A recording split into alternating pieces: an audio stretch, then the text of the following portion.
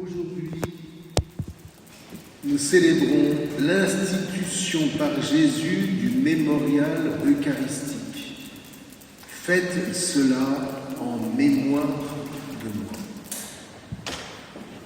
Et en même temps, nous entrons dans les jours de la Passion. Étrangement, l'Église choisit de nous faire entendre le récit du lavement des pieds, dans un chapitre qui inaugure le dernier repas de Jésus avec ses disciples, mais au sein duquel l'Eucharistie comme institution que vous connaissez semble avoir disparu. Et cela interroge. Saint Jean nous a présenté l'Eucharistie au chapitre 6 de l'Évangile. Vous vous rappelez, qui mange ma chair et boit mon sang demeure en moi et moi en lui. Mais ici, dans l'Évangile que nous avons entendu, le pain et le vin ne sont plus de mise. Comme pour nous mettre en garde. Voyez, à travers le pain et le vin consacrés, Dieu ne se matérialise pas. Ce n'est pas Dieu qu'on dépose sur l'autel. Ce n'est pas Dieu qu'on peut prendre sur la bouche. Ce qui importe, c'est ce qui est véritablement, réellement présent à travers ce pain et ce vin. Ce qui importe, c'est ce qu'il nous faut véritablement assimiler.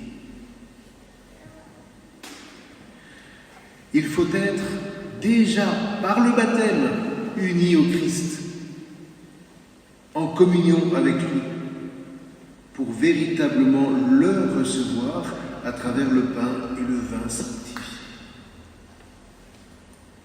On va prendre un exemple pour mieux comprendre. Qui d'entre vous peut déposer son amitié sur la table ? Qui d'entre vous peut déposer son sourire sur la table ?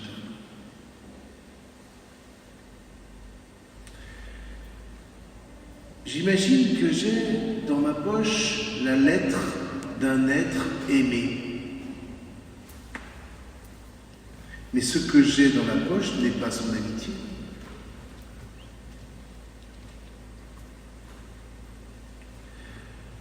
Son amitié est déposée dans l'esprit qui m'habite et qui fait que je suis en communion avec lui.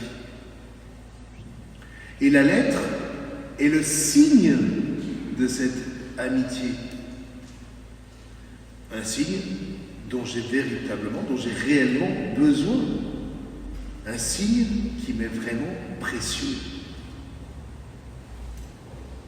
Ainsi, de la même manière, analogiquement, nul ne met le bon Dieu sur l'autel ou dans la bouche par l'Eucharistie.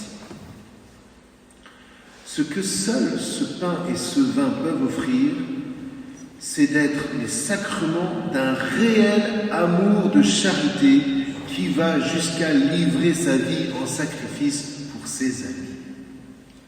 Là voilà la présence réelle. Ce que Saint Jean nous dit en ce début de repas, à la suite duquel le Christ se retirera avec ses disciples sur les monts des Oliviers, c'est qu'en réalité, l'Eucharistie et le lavement des pieds sont une seule et même réalité. C'est la même chose. Rappelez-vous, si moi, le Maître et Seigneur, je vous ai lavé les pieds, vous devez vous aussi vous laver les pieds les uns les autres. Dit autrement, si le Père, par moi, ne vit que d'être au service de la vie, mettez-vous, comme moi, au service les uns des autres. Alors seulement, vous saurez que vous recevez réellement ma présence que signifie ce pain et ce vin. Vous serez en communion spirituelle avec celui qui fait de vous ses amis. Encore une fois, on ne met pas l'amitié dans la poche, ni celle de l'être aimé, ni celle de Dieu. On ne met pas le bon Dieu dans la bouche. Mais nous mangeons ce pain et nous buvons ce vin pour assimiler la charité divine qui est réellement signifiée par le pain et le vin. En Jésus, qui a livré sa vie pour nous, mettons-nous donc au service les uns des autres. Cessons de nous regarder nous-mêmes, de nous comparer ou de porter des jugements sur les autres. Ce qui compte, frères et sœurs, si je viens communier, ce qui compte, c'est que je sois en amitié spirituelle avec le Seigneur. Alors ma communion sera réelle. Alors je serai réellement présent au Christ qui lui se fait réellement présent par l'amitié qu'il m'offre et qu'il vérifie sur la croix.